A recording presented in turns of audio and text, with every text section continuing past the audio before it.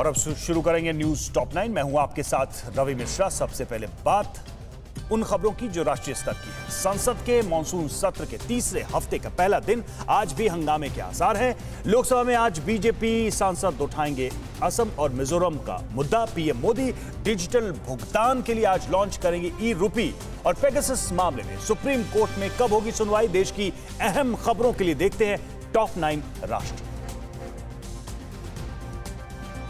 आज संसद के मॉनसून सत्र के तीसरे हफ्ते का पहला दिन है। आज भी पेगासस जासूसी मुद्दे को लेकर विपक्ष के हंगामे के आसार हैं। विपक्ष पेगासस के अलावा बेरोजगारी, किसान आंदोलन, पेट्रोल डीजल के बढ़ते दामों को लेकर दोनों सदनों में हंगामा कर रहा है। AIMIM सांसद असदुद्दीन ओवैसी ने संसद में कामकाज नहीं होने के लिए केंद्र को जिम्मेदार ठहराया है और कहा कि सरकार चर्चा से डर रही है।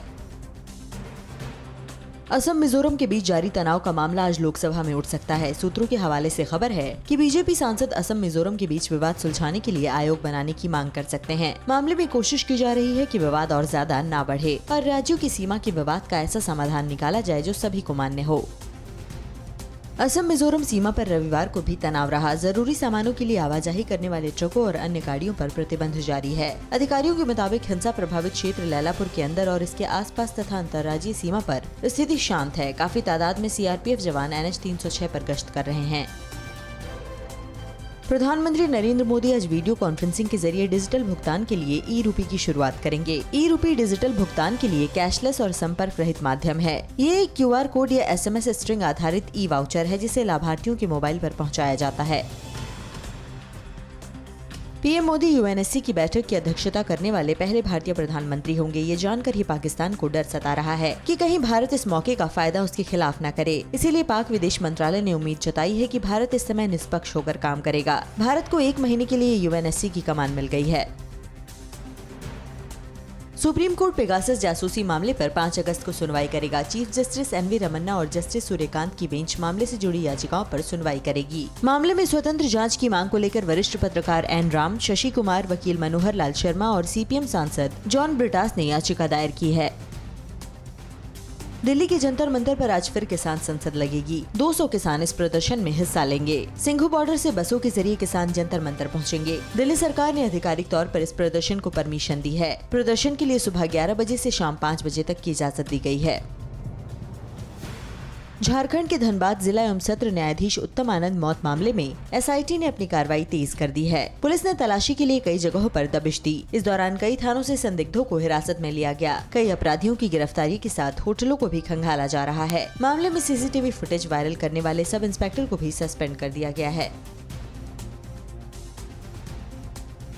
वित्त मंत्रालय ने रविवार को GST रेवेन्यू कलेक्शन का डेटा जारी किया। इसके मुताबिक जुलाई में GST से होने वाला कलेक्शन 1,16,393 करोड़ रुपए रहा है, जिसमें CGST 22,197 करोड़ रुपए, SGST 28,541 करोड़ रुपए और IGST 57,864 करोड़ रुपए रहा। सेस से 7,790 करोड़ रुपए आए हैं। जून में ये आंकड़ा 92,849 करोड़ रुपए था।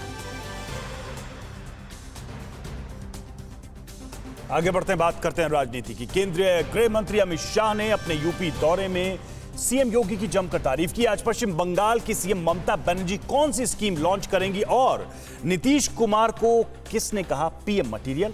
सियासत से जुड़ी तमाम बड़ी खबरें देखते हैं टॉप 9 राजनीति। गृह मंत्री अमित शाह ने अपने यूपी दौरे पर मुख्यमंत्री योगी आदित्यनाथ की जमकर तारीफ की और कहा कि 4.5 साल में योगी सरकार के कामकाज का ही नतीजा है कि यूपी की अर्थव्यवस्था 11 लाख करोड़ से बढ़कर 22 लाख करोड़ हो गई है। अमित शाह ने लखनऊ में state institute of forensic science की आधारशिला रखी और मिर्जापुर में कई विकास परियोजनाओं की शुरुआत की। पश्चिम बंगाल के कोलकाता के नेताजी इंडोर स्टेडियम में मुख्यमंत्री ममता बनर्जी आज खेला होबे स्कीम लॉन्च करेंगी। इसके अंतर्गत अब राज्य सरकार के खेल विभाग की ओर से क्लब्स को फुटबॉल बांटी जाएगी। विधानसभा चुनाव में खेला होबे के नारे ने तृणमूल कांग्रेस के पक्ष में माहौल बनाने में मदद की थी। बिहार में JDU नेता उपेंद्र कुशवाहा ने रविवार को कहा कि नीतीश कुमार में PM पद की काबिलियत है, तो स्वाभाविक रूप से नीतीश कुमार को PM मटेरियल कहा ही जाना चाहिए। राज्य के अलग अलग जिलों का दौरा कर रहे उपेंद्र कुशवाहा ने मीडिया से बातचीत के दौरान ये बातें कही। पूर्व मुख्यमंत्री जीतन राम मांझी भी नीतीश कुमार को PM मटेरियल बता चुके हैं। दिल्ली से पटना लौटे बिहार के मुख्यमंत्री नीतीश कुमार ने पटना एयरपोर्ट पर पत्रकारों से बात करते हुए कहा कि जातीय जनगणना को लेकर आज सभी पार्टियों के साथ बैठक करेंगे। बैठक में जो फैसला होगा उसे लेकर PM मोदी को खत लिखकर मिलने का समय मांगेंगे। भारतीय युवा कांग्रेस ने केंद्र सरकार के खिलाफ 5 अगस्त को संसद की घेराव करने का ऐलान किया है। इसके लिए कांग्रेस की राज्य इकाइयों के सदस्य दिल्ली पहुंचेंगे और बेरोजगारी, महंगाई सहित तमाम मुद्दों को लेकर संसद का घेराव करेंगे। युवा कांग्रेस अध्यक्ष श्रीनिवास राव ने इसे लेकर तानाशाह सल्तनत को जगाने के लिए चलो दिल्ली का नारा दिया है। यूपी विधानसभा और 2024 आम चुनाव से पहले बीजेपी के सामने सहयोगी छोटे दलों को साधने की बड़ी चुनौती है। एनडीए के सहयोगी दल विधानसभा चुनाव में सीटों के बंटवारे को लेकर सीएम योगी से मिल रहे हैं। रामदास आठवले ने सीएम योगी से मुलाकात कर 10 सीटें मांगी हैं, जबकि हिंदुस्तानी आवाम पार्टी के नेता भी योगी से मुलाकात करके उनसे विधानसभा चुनाव में पार्टी के लिए सीटों की मांग करेंगे। अगले साल होने वाले यूपी विधानसभा चुनाव को देखते हुए निर्वाचन आयोग ने भी तैयारियां शुरू कर दी हैं। कोरोना संक्रमण को देखते हुए आयोग ने कम मतदाताओं की संख्या वाले छोटे पोलिंग बूथ बनाने के निर्देश दिए हैं। अब अधिकतम 1200 मतदाताओं की संख्या पर एक पोलिंग बूथ बनाया जाएगा। 30 सितंबर तक पोलिंग बूथ और पोलिंग सेंटर बन जाएंगे। इसके बाद मतदाता सूची में नाम जोड़ने और काटने के लिए विशेष अभियान चलाया जाएगा। यूपी के आगरा में आयोजित बीएसपी के ब्राह्मण सम्मेलन में रविवार को पार्टी महासचिव सतीश चंद्र मिश्रा ने कहा कि इस सरकार में ब्राह्मणों और दलितों पर लगातार अत्याचार हो रहे हैं। उन्होंने विधानसभा चुनाव में दलित और ब्राह्मणों से एकजुट होकर बीजेपी सरकार को खत्म करने का आह्वान किया। गुजरात में विजय रूपाणी सरकार के 5 साल पूरे होने पर राज्य सरकार 5 साल सफल साल का 9 दिनों का उत्सव मना रही है। प्रधानमंत्री नरेंद्र मोदी और केंद्रीय गृह मंत्री अमित शाह गुजरात सरकार के 5 साल पूरे होने के उपलक्ष्य में आयोजित कार्यक्रम में 1 से 9 अगस्त के बीच वर्चुअली शामिल होंगे। टोक्यो ओलंपिक में आज भारतीय महिला हॉकी टीम क्वार्टर फाइनल में ऑस्ट्रेलिया से भिड़ेगी। आज भारत को डिस्कस थ्रो में भी मेडल की उम्मीद होगी। कल बैडमिंटन में पीवी सिंधु ने भारत को दूसरा मेडल दिलाया। कांस्य पदक जीतने पर पीएम मोदी ने पीवी सिंधु को फोन कर बधाई दी है। पीएम मोदी सिंधु को देश का गौरव बता रहे हैं। राष्ट्रपति रामनाथ कोविंद और खेल मंत्री अनुराग ठाकुर समेत कई मशहूर हस्तियों ने भी सिंधु को बधाई दी है। ओलंपिक से जुड़ी खबरों के लिए देखते हैं top 9 Tokyo Olympic. Tokyo Olympic में आज भारतीय महिला हॉकी टीम क्वार्टर फाइनल के मुकाबले में ऑस्ट्रेलिया की टीम से भिड़ेगी। भारतीय समय के मुताबिक मैच सुबह 8:30 बजे से शुरू होगा। पिछले मुकाबले में महिला हॉकी टीम ने दक्षिण अफ्रीका को 4-3 से हराया था। महिला टीम ने 41 सालों के बाद पहली बार ओलंपिक खेलों के क्वार्टर फाइनल में प्रवेश किया है। इससे पहले 1980 में महिला टीम ने सेमीफाइनल तक का सफर तय किया था। टोक्यो ओलंपिक में देश की नजर आज एक और मेडल की उम्मीद जगाने वाली एथलीट कमलप्रीत कौर पर होगी। डिस्कस थ्रो के फाइनल में कमलप्रीत कौर अपनी चुनौती पेश करेंगी। शाम 4:30 बजे डिस्कस थ्रो का फाइनल मुकाबला शुरू होगा। ग्रुप बी के क्वालिफिकेशन राउंड में अपने तीसरे प्रयास में कमलप्रीत ने 64 मीटर का स्कोर किया था। बैडमिंटन स्टार पीवी सिंधु ने टोक्यो ओलंपिक में देश को दूसरा मेडल दिलाया है। चीन की बिंग जियाओ को हराकर सिंधु ने कांस्य पदक अपने नाम किया। सिंधु लगातार दूसरे ओलंपिक मेडल जीतने वाली देश की पहली महिला खिलाड़ी बन गई हैं। 2016 के रियो ओलंपिक में सिंधु ने सिल्वर मेडल जीता था। ओलंपिक में जाने से पहले पीएम मोदी ने सिंधु से वापस आने पर साथ में आइसक्रीम खाने का वादा किया था। पीवी सिंधु के ओलंपिक में कांस्य पदक जीतने के बाद हैदराबाद में उनके घर पर जश्न मनाने और बधाई देने वालों का तांता लग गया। सिंधु ने टोक्यो से वीडियो कॉल के जरिए अपने माता पिता और भाई बहन से बात की। माता पिता ने कहा कि एक दिन पहले की हार से सिंधु मायूस हो गई थी, लेकिन उन्होंने एक बार फिर देश का नाम रोशन किया है। मां ने कहा कि वापस लौटने पर सिंधु को उसकी पसंद का हर खाना खिलाएंगे। ओलंपिक में 4 दशक बाद भारतीय पुरुष हॉकी टीम सेमीफाइनल में पहुंची है। सेमीफाइनल में कल यानी 3 अगस्त को भारत का मुकाबला बेल्जियम से होगा। टोक्यो ओलंपिक में कल खेले गए क्वार्टर फाइनल मुकाबले में भारतीय पुरुष हॉकी टीम ने ब्रिटेन को 3-1 से हराकर मेडल की उम्मीद और मजबूत कर दी है। 1980 के मॉस्को ओलंपिक में भारत ने आखिरी बार हॉकी में गोल्ड मेडल जीता था। भारतीय पुरुष हॉकी टीम के सेमीफाइनल में पहुंचते ही कई लोग भावुक हो गए। ब्रिटेन के खिलाफ क्वार्टर फाइनल मुकाबले में कमेंट्री कर रहे सुनील तनेजा और सिद्धार्थ पांडे अपनी भावनाओं को काबू नहीं कर पाए। दोनों के आंखों से आंसू टपकने लगे। दोनों ने एक दूसरे को संभाला। मेरे पास भी शब्द नहीं रहे सुनील, कुछ कहने को रहा नहीं। दशक बीत गए, 40 साल हो गए, सेमीफाइनल में भारत नहीं खेला है। हॉकी के दीवाने ओडिशा के सीएम नवीन पटनायक ने भी कल भारतीय पुरुष हॉकी टीम के सेमीफाइनल में पहुंचने के बाद जश्न मनाया। नवीन पटनायक ने टीवी पर टीम की जीत देखने के बाद ताली बजाकर खुशी जताई और भारतीय टीम को सेमीफाइनल मुकाबले के लिए शुभकामनाएं दी। Congratulations India, all the best for the semi-final. Tokyo Olympic में आज एथलीट्स के मुकाबले पर भी नजर रहेगी। सुबह 7:30 बजे महिलाओं की 200 मीटर दौड़ के राउंड 1 के हीट 4 में दूती चंद दावा पेश करेंगी। दूती से बेहतर प्रदर्शन की उम्मीद देशवासियों को है। इससे पहले 3000 मीटर स्टीपल चेज रेस के बाद 100 मीटर रेस में दूती को निराशा हाथ लगी थी। टोक्यो ओलंपिक में आज निशानेबाजी के मुकाबले में भारतीय निशानेबाज अपना दावा पेश करेंगे। सुबह 8 बजे 50 मीटर राइफल 3 पोजीशन के क्वालिफिकेशन राउंड में ऐश्वर्य प्रताप सिंह तोमर और संजीव राजपूत हिस्सा लेंगे। क्वालिफिकेशन राउंड में टॉप 8 में रहने वाले शूटर्स फाइनल के लिए क्वालिफाई करेंगे। अभी तक निशानेबाजी में भारत को निराशा ही हाथ लगी है। आगे बढ़ते हैं। दिल्ली में यमुना का जलस्तर खतरे के निशान के पार, बाढ़ का खतरा बढ़ा। हिमाचल प्रदेश में कितने करोड़ का नुकसान और लखनऊ के किन मंदिर के महंत को मिली आतंकी धमकी। राज्यों की खबरों के लिए देखते हैं टॉप 9 राज्य विशेष। राजधानी दिल्ली में बाढ़ का खतरा मंडरा रहा है। 2 दिनों की बारिश और हरियाणा के हथनीकुंड बैराज से पानी छोड़े जाने के बाद यमुना का जल स्तर खतरे के निशान 205.33 के करीब पहुंच गया है। लगातार बढ़ते जल स्तर के मद्देनजर दिल्ली सरकार ने बाढ़ की चेतावनी दी है। साथ ही यमुना के किनारे बसे लोगों को निकालने के प्रयास भी तेज कर दिए हैं। हिमाचल में बाढ़, बारिश और लैंडस्लाइड की वजह से हालात बेहद खराब हैं।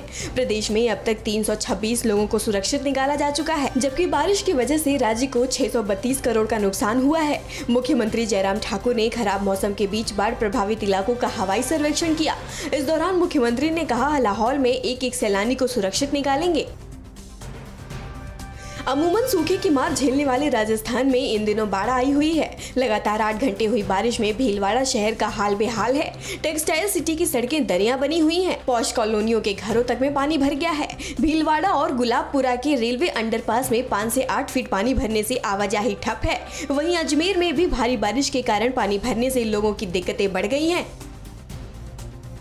पश्चिम बंगाल में लगातार हो रही तेज बारिश के बाद दामोदर घाटी कारपोरेशन बांध से 1.14 लाख क्यूसेक पानी छोड़े जाने से बाढ़ आ गई। पश्चिमी मेदिनीपुर और हावड़ा में सड़कें समंदर बन गई हैं। बाढ़ की वजह से गांवों में जनजीवन पूरी तरह अस्त व्यस्त है। पश्चिम मेदिनीपुर में 212 राहत शिविरों में करीब 12,000 लोगों को शिफ्ट किया जा चुका है। राष्ट्रपति रामनाथ कोविंद आज से 5 दिन की तमिलनाडु दौरे पर हैं। राष्ट्रपति कोविंद दोपहर 1:15 बजे चेन्नई पहुंचेंगे। राष्ट्रपति कोविंद शाम 5 बजे मद्रास विधान परिषद के 100वें वर्ष के उपलक्ष्य में आयोजित कार्यक्रम में हिस्सा लेंगे और पूर्व मुख्यमंत्री एम करुणानिधि की प्रतिमा का अनावरण करेंगे। राष्ट्रपति 3 से 6 अगस्त के बीच कई और कार्यक्रमों में भी शिरकत करेंगे। मनी लॉन्ड्रिंग मामले में महाराष्ट्र के पूर्व गृह मंत्री अनिल देशमुख और उनके बेटे ऋषिकेश की मुश्किलें कम होने का नाम नहीं ले रही हैं। प्रवर्तन निदेशालय ने देशमुख और उनके बेटे को फिर से समन जारी किया है। ईडी ने दोनों को सुबह 11 बजे मुंबई दफ्तर हाजिर होने को कहा है। अनिल देशमुख पर मंत्री पद के दुरुपयोग, वसूली और मनी लॉन्ड्रिंग के आरोप हैं। पोर्नोग्राफी मामले में शिल्पा शेट्टी के पति और बिजनेसमैन राज कुंद्रा की अंतरिम जमानत याचिका पर आज मुंबई की सेशन कोर्ट में सुनवाई होगी। पिछली सुनवाई में कोर्ट ने जमानत याचिका को खारिज करते हुए कुंद्रा को 14 दिन की न्यायिक हिरासत में भेज दिया था। इस बीच मुंबई पुलिस ने राज कुंद्रा के 2 ऐप से 51 अश्लील फिल्मों को भी जब्त किया है। दिल्ली में अपराधियों के हौसले किस कदर बुलंद हैं, इसका एक सनसनीखेज लाइव वीडियो सामने आया है। कंझावला में सरेआम दिन दहाड़े एक युवक की अज्ञात बदमाशों ने गोली मारकर हत्या कर दी और वारदात के बाद मौके से फरार हो गए। वारदात के पीछे आपसी रंजिश और टिल्लू गोगी गैंग के बीच गैंगवार की आशंका जताई जा रही है। आज सावन का दूसरा सोमवार है। लखनऊ के मनकामेश्वर मंदिर में सुबह से ही बाबा भोले के जयकारे गूंजने लगते हैं और भारी संख्या में श्रद्धालु जल चढ़ाने पहुंचते हैं। लेकिन मंदिर में आतंकी छोड़े जाने की धमकी वाला पत्र मिलने के बाद सुरक्षा बढ़ा दी गई है। सुरक्षा प्रशासन हाई अलर्ट पर है। आज कड़ी सुरक्षा के बीच श्रद्धालु जलाभिषेक करेंगे। बाकी मंदिरों पर भी पुलिस प्रशासन का पहरा रहेगा। और देश में एक बार फिर कोरोना संक्रमण की रफ्तार को लेकर चिंता बढ़ रही है। देश के 47 जिलों में लॉकडाउन जैसी पाबंदी लगाने की नौबत आ सकती है। सरकार ने इन जिलों में सख्ती बढ़ाने के निर्देश दिए हैं। इसके साथ देखेंगे कि किन किन राज्यों में आज से स्कूल खुल रहे हैं। देखते हैं टॉप 9 कोरोना से जंग। देश में एक बार फिर रोजाना आने वाले नए केसों की संख्या बढ़ने लगी है। 24 घंटे में 40,627 नए केस सामने आए हैं, जबकि 424 लोगों की मौत हो गई। कल 36,000 से ज्यादा लोग रिकवर होकर घर लौटे हैं। संक्रमण बढ़ने की वजह से एक बार फिर एक्टिव केसों की संख्या बढ़ने लगी है। एक्टिव केस 4 लाख के पार पहुंच गए हैं। कोरोना की आर वैल्यू यानी एक पॉजिटिव से दूसरों में संक्रमण की आशंका बढ़ने को लेकर सरकार की परेशानी बढ़ गई है। केंद्र सरकार ने राज्यों से कहा है कि जहां पॉजिटिविटी रेट 10% से ज्यादा है वहां सख्ती बढ़ाएं। दिल्ली के एम्स निदेशक डॉक्टर रणदीप गुलेरिया ने कहा है कि आर वैल्यू का 0.96 से शुरू होकर 1 तक जाना चिंता का कारण है। ऐसे में ट्रांसमिशन की चेन तोड़ने के लिए टेस्ट, ट्रैक और ट्रीट रणनीति अपनानी होगी। देश के 47 से ज्यादा जिलों में कोरोना संक्रमण की दर 10% से ज्यादा है। ये 47 जिले केरल, महाराष्ट्र, आंध्र प्रदेश, कर्नाटक, तमिलनाडु, ओडिशा, असम, मिजोरम, मणिपुर और मेघालय में हैं। केरल में रोजाना 20,000 से ज्यादा केस आ रहे हैं। कल भी केरल में 20,728 नए केस मिले, जबकि 56 लोगों की मौत हो गई। 10% से ज्यादा संक्रमण की दर वाले राज्यों में भीड़ जुटने से रोकना होगा। देश में कोरोना की तीसरी लहर की आशंका के बीच लक्ष्य के मुताबिक टीका लगाने का काम पूरा नहीं हो पाया है। केंद्र सरकार ने सुप्रीम कोर्ट में वैक्सीन को लेकर जो हलफनामा दिया था, उस टारगेट से सरकार 2,82,00,000 डोज पीछे रह गई है। जुलाई के अंत तक केंद्र सरकार ने 51,60,00,000 वैक्सीन की डोज सप्लाई करने का टारगेट रखा था। हालांकि टारगेट का करीब 95% लक्ष्य हासिल कर लिया गया है। कोरोना की तीसरी लहर की आशंका के बीच आज से कई राज्यों में स्कूल खुल गए हैं। पंजाब में आज से सभी कक्षाओं के स्कूल खुल गए हैं। हालांकि स्कूलों में बच्चे अपने अभिभावकों की मर्जी से ही आएंगे। पंजाब के साथ उत्तराखंड के भी स्कूल आज से खुल गए हैं। राज्य में अधिक छात्र संख्या वाले स्कूलों को 2 पालियों में चलाया जाएगा। उत्तराखंड में भी अभिभावकों की मर्जी से बच्चे स्कूल आ पाएंगे। पंजाब और उत्तराखंड के अलावा छत्तीसगढ़ में भी आज से स्कूल खुल गए हैं। छत्तीसगढ़ में स्कूल और कॉलेज 50% क्षमता के साथ ही खुले हैं। फिलहाल 1 से 5वीं तक के साथ 8वीं, 10वीं और 12वीं की कक्षाओं के लिए स्कूल खुले हैं। 6ठी, 7वीं, 9वीं और 11वीं की कक्षाएं ऑनलाइन ही होंगी। दुनिया में कोरोना वायरस के बदलते स्वरूप से चुनौती हर दिन बढ़ती जा रही है। विश्व स्वास्थ्य संगठन के मुताबिक कोरोना का जानलेवा डेल्टा वेरिएंट दुनिया के करीब 132 देशों में फैल चुका है। डेल्टा वेरिएंट के मामले तेजी से बढ़ने की वजह से 29 देशों में मरीजों के लिए ऑक्सीजन की भी किल्लत हो रही है। WHO के मुताबिक वहीं कई देशों में फ्रंटलाइन वर्कर्स के पास जरूरी इक्विपमेंट भी नहीं है। कोरोना की तीसरी लहर को लेकर डर इसलिए भी सता रहा है क्योंकि एशियाई देशों में महामारी के मामले तेजी से बढ़ने लगे हैं। पाकिस्तान में पिछले 24 घंटे में 5,000 से ज्यादा केस दर्ज किए गए। पाकिस्तान में संक्रमण दर करीब 9% तक पहुंच गया है, जबकि थाईलैंड और मलेशिया जैसे देशों में भी रिकॉर्ड संख्या में संक्रमण के नए मामले देखे गए हैं। कोरोना वायरस के चीन से पूरी दुनिया में फैलने को लेकर जांच जारी है। इस बीच एक बार फिर चीन कोरोना की चपेट में आता दिख रहा है। चीन के नानजिंग शहर में एक बार फिर से कोरोना वायरस कहर बरपा रहा है और यहाँ हालात वुहान से भी बदतर हो गए हैं। वायरस नानजिंग से निकलकर चीन के 5 प्रांतों और बीजिंग तक पहुँच गया है। और जम्मू कश्मीर के किस इलाके में देखा पाकिस्तानी ड्रोन पत्थरबाजों को लेकर जम्मू कश्मीर सरकार ने क्या सख्त फैसला लिया है, और तालिबान को लेकर चीन के राष्ट्रपति शी जिनपिंग ने PLA को क्या चेतावनी दी है। चीन और पाकिस्तान से जुड़ी खबरों के लिए देखते हैं टॉप 9 चीन पाक साजिश। पाकिस्तान की ओर से ड्रोन भेजने की साजिश खत्म नहीं हो रही है। जम्मू कश्मीर के सांबा सेक्टर में देर रात एक बार फिर पाकिस्तानी ड्रोन देखा गया। बारी बरहमना इलाके में काफी देर उड़ने के बाद ड्रोन वापस पाकिस्तान की सीमा में चला गया। ड्रोन देखे जाने के बाद से ही सुरक्षा बल अलर्ट पर हैं। इससे पहले शनिवार रात को भी घगवाल और चचवाल इलाके में 2 पाकिस्तानी ड्रोन देखे गए थे। जम्मू कश्मीर में सेना के जवानों पर पत्थर फेंकने वालों पर अब सरकार सख्त एक्शन लेने की तैयारी में है। रविवार को राज्य सरकार ने एक आदेश जारी किया है। इसके मुताबिक पत्थरबाजी करते हुए पकड़े जाने पर पासपोर्ट नहीं मिलेगा। ऐसे लोग सरकारी नौकरी के लिए अप्लाई भी नहीं कर सकेंगे। इसके अलावा ऐसे लोगों को किसी तरह की सिक्योरिटी क्लियरेंस नहीं दी जाएगी।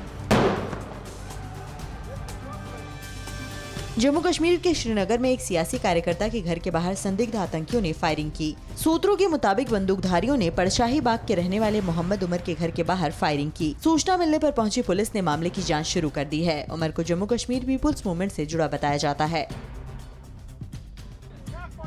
अफगान सेना के एक प्रवक्ता ने रविवार को कहा कि दक्षिणी और पश्चिमी अफगानिस्तान में सेना और तालिबान के बीच युद्ध तेज हो गया है। यहाँ के 3 प्रांतों को सुरक्षा को लेकर गंभीर हालात का सामना करना पड़ रहा है। दक्षिणी कंधार, हेलमंद और हेरात प्रांत लड़ाइयों के केंद्र हैं। अमेरिका और नाटो सैनिकों की वापसी के बाद से ही तालिबान दोबारा मजबूत हो रहा है।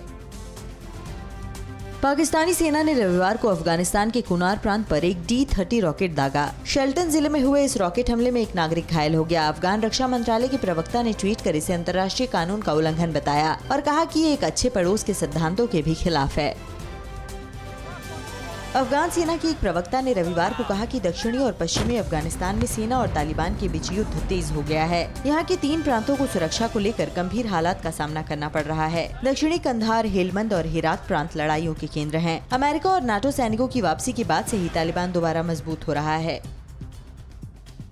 अफगानिस्तान के उपराष्ट्रपति अमरुल्लाह सालेह ने पाकिस्तान पर अफगानिस्तान में तख्ता पलट करवाने की कोशिश का आरोप लगाया है। सालेह ने खुलकर पाकिस्तान का नाम लेते हुए कहा कि पाक अफगानिस्तान में अमोनियम नाइट्रेट की सप्लाई कर रहा है और इसका इस्तेमाल कर तालिबानी हमारे निर्दोष अफगान नागरिकों की हत्या कर रहे हैं।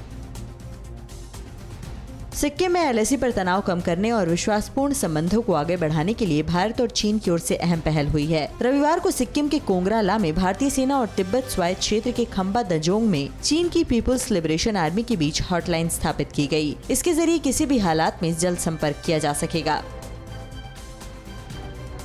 पाकिस्तान के प्रधानमंत्री इमरान खान अपने सामान्य ज्ञान को लेकर एक बार फिर निशाने पर हैं। इमरान ने अपनी आवाम को संबोधित करते हुए भारत की आबादी 1 अरब 3 करोड़ बता दी है। इमरान खान इससे पहले अपने सामान्य ज्ञान को लेकर चर्चा में रहे हैं। अड़ी सोमवार से शुक्रवार शाम 6 बजे सिर्फ TV9 भारतवर्ष पर।